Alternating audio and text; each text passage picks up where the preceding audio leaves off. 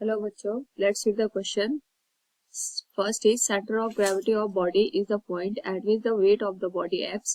Second is center of mass coincide with the center of gravity if the earth is assumed to have infinitely large radius. Third one is to evaluate the gravitational field intensity due to any body at any external point. The entire mass of the body can be considered to be concentrated at its center of gravity. And fourth one is the radius of gyration of any body rotating about an axis is the length of the perpendicular drawn from the center of the gravity of the body to the axis. Which one of the following pairs of this statement is correct? Here we have given four options. Now, to answer this question, first we will discuss here the key concept. And here the key concept is center of gravity. Now, अगर हम बात करें यहाँ पे हर एक statement की, we have given 4 statement. तो जो पहला स्टेटमेंट हमें गिवन है, it is stating that centre of gravity of a body is the point eight which the weight of the body acts. Suppose हमारे पास ये कोई रैंडम हमने बॉडी ले ली.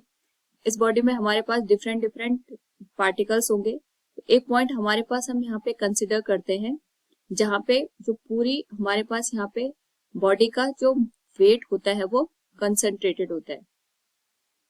या फिर हम ये कह सकते हैं कि हमारे पास यहाँ पे जो सेंटर ऑफ ग्रेविटी होता है वो पॉइंट हमें कंसिडर करके चलते हैं जहां पे हमारे पास जो ग्रेविटी होती है वो फोर्स लगाती है.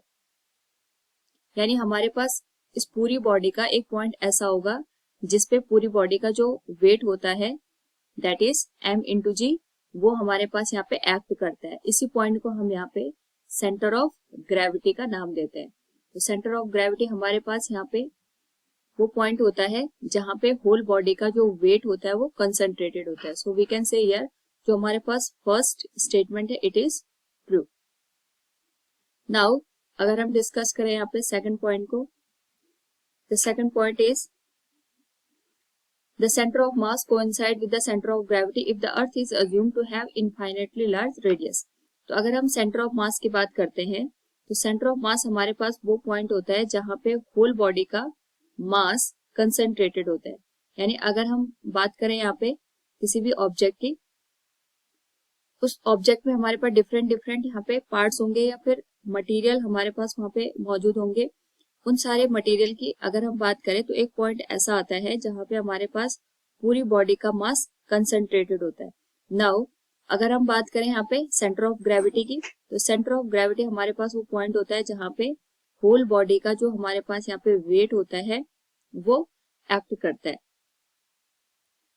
तो जब भी हम बात करते हैं यहाँ पे यूनिफॉर्म ग्रेविटेशनल फील्ड की, तो यूनिफॉर्म ग्रेविटेशनल फील्ड के केस में हमारे पास जो सेंटर ऑफ मास होता है और जो सेंटर ऑफ ग्रेविटी होता है वो एक दूसरे के साथ यहाँ पे कोइंसाइड करते हैं. क्योंकि जो यूनिफॉर्म ग्रेविटेशनल फील्ड होता है, सपोज हमारे पास हम एक रॉड को यहाँ पे अज्यूम करते हैं. इस रॉड में अगर हम बात करें तो जो इसका सेंटर पॉइंट होगा it will be centre of gravity and this point will act also a centre of मास. लेकिन ये हमारे पास तब की कंडीशन होगी जब हमारे पास यहाँ पे यूनिफॉर्म ग्रेविटेशनल फील्ड होगा. अगर हम सेंटर ऑफ मास की बात करेंगे तो इसका मतलब ये हो गया इस पॉइंट के लेफ्ट हैंड साइड और राइट हैंड साइड हमारे पास जो मास है वो यूनिफॉर्मली डिस्ट्रीब्यूटेड है.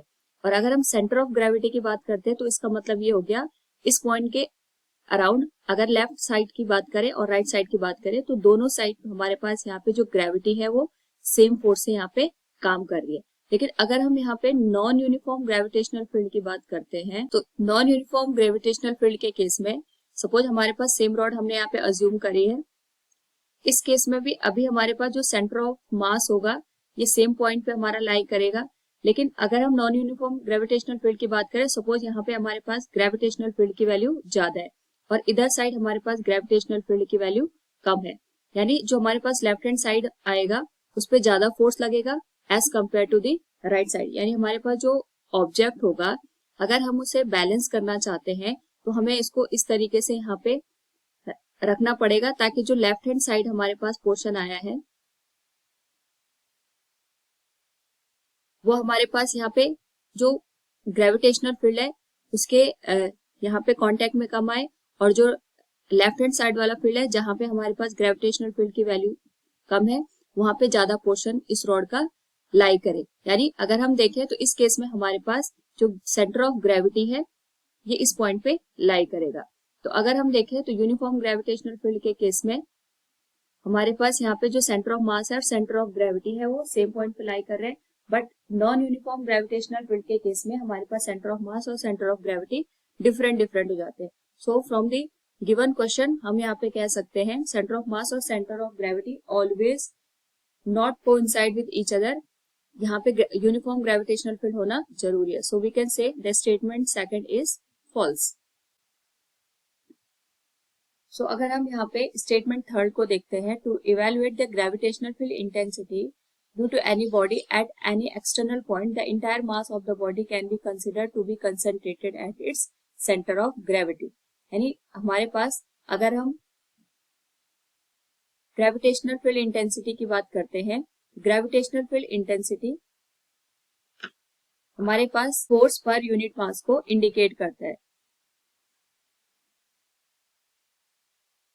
यानी अगर हमारे पास यहाँ पे कोई ऑब्जेक्ट दे रखा है और इससे हमने यहाँ पे एक्स डिस्टेंस पे कोई पॉइंट अज्यूम कर लिया पी जहाँ पे हमें फील्ड की इंटेंसिटी को फाइंड आउट करना है, तो हम यहाँ पे ये मान के चलते हैं कि जो भी हमने ऑब्जेक्ट यहाँ पे लिया है वो हमारे पास एक पॉइंट मास के जैसे काम करेगा।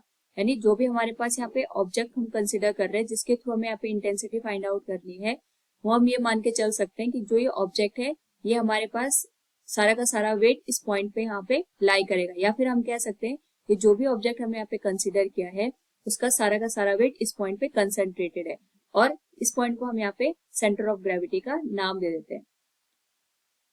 तो यानी अगर हमें यहाँ पे फील्ड इंटेंसिटी को फाइंड आउट करना है तो हम ये मान के चलते हैं कि जो भी हमारे पास ऑब्जेक्ट है उसका पूरा का पूरा जो वेट है वो सेंटर ऑफ ग्रेविटी पे लाई कर रहा है। So we can say here जो हमारे पास थर्ड स्टेटमेंट है इट इज ऑल्सो ट्रू।